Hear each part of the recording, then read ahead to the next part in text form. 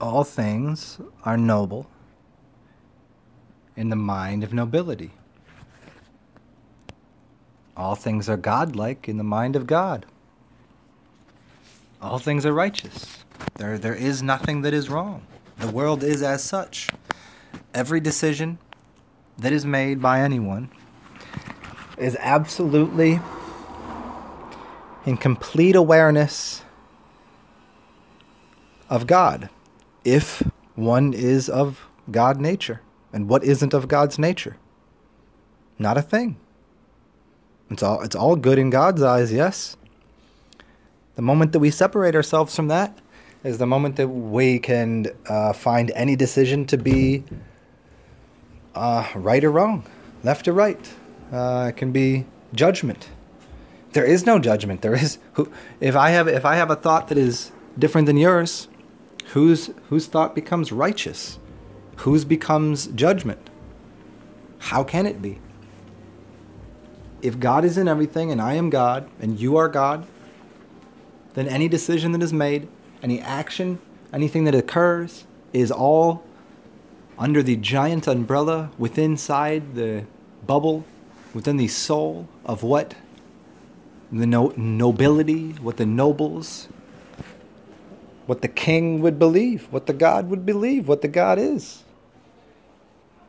Anything other than that would falsify God.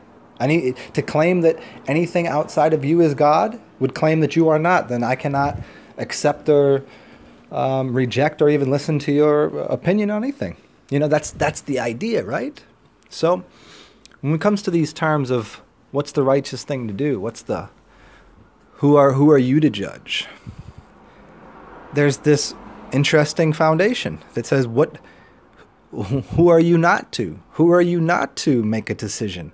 Every decision is intimately intertwined with what someone's judgment of righteous is, of goodness, of needs, of wants, of desires, of passions, of fears, of God, of the devil, of nobility, of mockery, of foolishness, of disdain, of coordination, of love. It's all wound up in every single moment of every single second of every single day. There's no moment that exists without every prior moment and without every moment afterwards. So within that, we can find our ways to what seems to be complex equations and questions.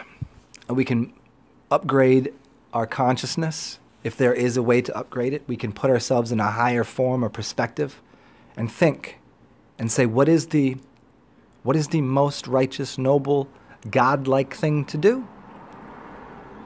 Now, for the uninitiated, we'd say it could be anything.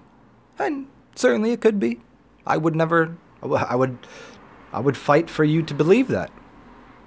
Yet at the same time, we can certainly tell what is of higher order, what is of higher good, what is of higher value, what is of more, if the word perfection doesn't offend you, that's what I would choose to use.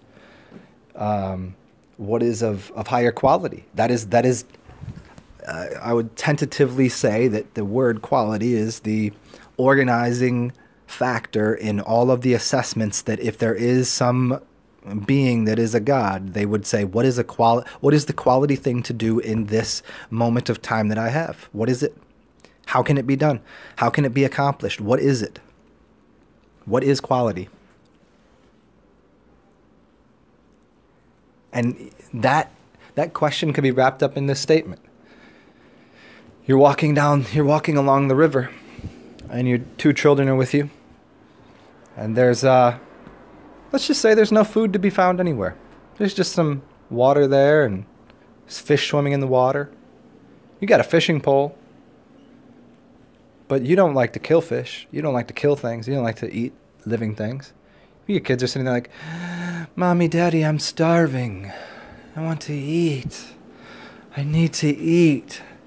I desire food. And you have an option of catching a fish and cooking that fish up and delivering that as a meal to your children. What do? Well, we don't want to hurt life. We don't want to harm life, do we? But yet in that moment, we find ourselves at an impasse For what has more value? What has more value? That fish's life or yours and your children?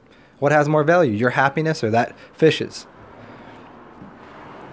It's a very simple thing until you become religious about being vegan or something. These kind of things are very obvious to the mind of an architect, of God, of a creator, of somebody that participates with the world as is such.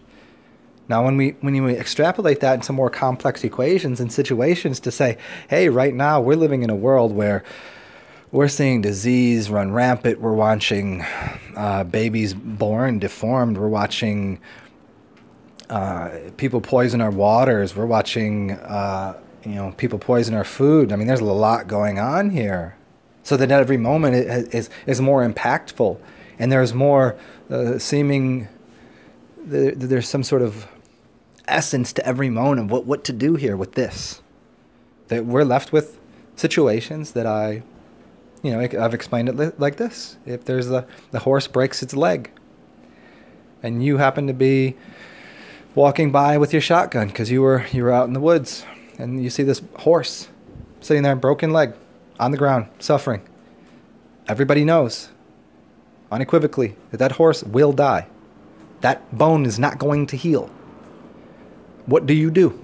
Do you let that horse sit there, lie there, and in your mind knowing that horse is going to sit there for weeks maybe, die of starvation, suffering, maybe other animals come up and eat it, who knows?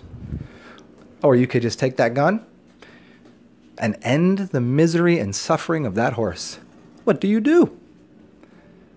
And who do you think you are to think that you could have so much right, so much, what would you do? But yet that's a judgment call, is it not? It's a judgment to do that. Good, bad, indifferent? Who knows? It's the oldest story ever told.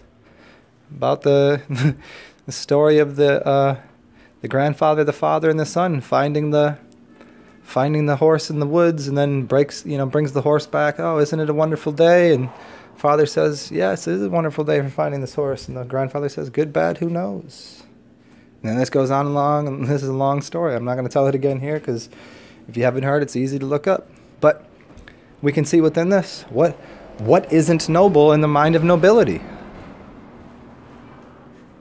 We all have choices. We all have responsibilities. We all have the ability to respond to every situation, which is a judgment.